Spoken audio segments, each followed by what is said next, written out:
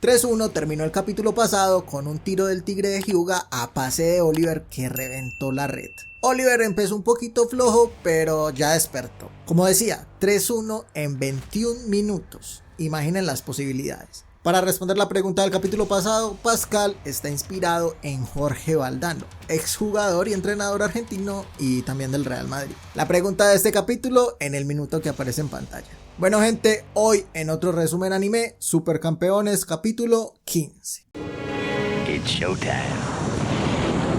Creo que es hora de plantearnos seriamente si Díaz es mejor jugador que Oliver. Mientras lo pensamos, sigamos con el partido. Argentina saca y Díaz se la juega solo contra todo el equipo japonés. El argentino se pone serio con sus regates que nadie puede parar. Eso sí, al tener al frente a Oliver se la pasa a Pascal, al cual Misaki le intercepta el pase y Japón lanza un ataque rápido con Nita, que como delantero es muy buen defensor Nita, la verdad. Nita desperdicia una opción clarísima estrellando su tiro del halcón contra el palo.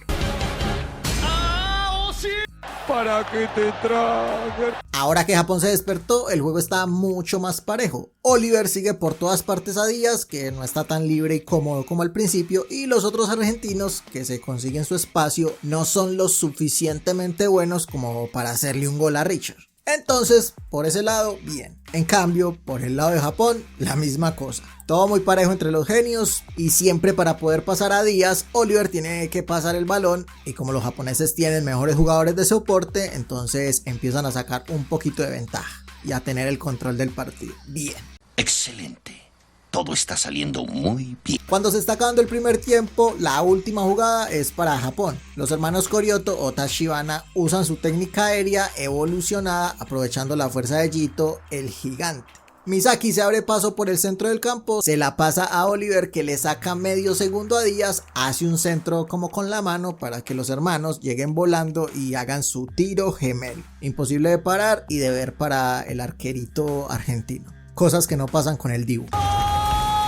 Como sea, golazo y 3-2 se pone el partido. La mala noticia es que la técnica aún no está terminada y los hermanos no controlan la caída y casi se matan contra los palos. Eso tuvo que doler. Pero bueno, termina el primer tiempo 3-2 y lo que pintaba como una goleada ahora no se ve tan mal, la verdad. En el duelo de superestrellas, 3 goles para Díaz y 2 asistencias para Oliver. De momento, el mejor jugador del partido, todo hay que decirlo claramente, es el argentino. Sin embargo, el momentum y la energía le pertenece a Japón. Y eso lo tiene muy claro el entrenador Barbas. Sí, Barbas, así se llama. Que les pide a los muchachos que no sean tan Díaz dependiente. Y que lo ayuden un poquito más, que colaboren. Contrario a eso, Díaz toma la responsabilidad por no haber concretado más oportunidades de gol y toda la cosa, y por no haber escuchado a Roberto cuando les advirtió sobre el talento de Oliver y la fuerza del equipo japonés. ¿Quién es el tonto ahora? Al verse arriba tan rápido con un 3-0, obviamente los argentinos se relajaron. Sin embargo, Díaz les pide a sus compañeros que confíen, porque él se va a encargar del 10 japonés. Señor, eso fue inspirador. Lo sé. Mientras tanto. Al mismo tiempo, en el vestuario japonés hay una buena y una mala. La mala, los hermanos no pueden seguir jugando después del golpe. Como reemplazo entran Izawa y Sano, 2 paquetes. Y la buena noticia, no hay buena noticia, solo se escuchaba mejor decirlo así. Por lo menos todo el equipo está muy animado por el resultado y confían en que pueden remontar. Comienza el segundo tiempo y de inmediato Díaz busca un frente a frente contra Oliver. Ambos chocan y siguen parejos tanto en tierra como en el aire. De cabeza, de chilena, como sea, parejos. El rebote le queda a Japón solo para darle 5 segundos en pantalla a los que acabaron de entrar, que dirigen el balón a Misaki para que este transporte mientras Oliver tiene a Díaz encima.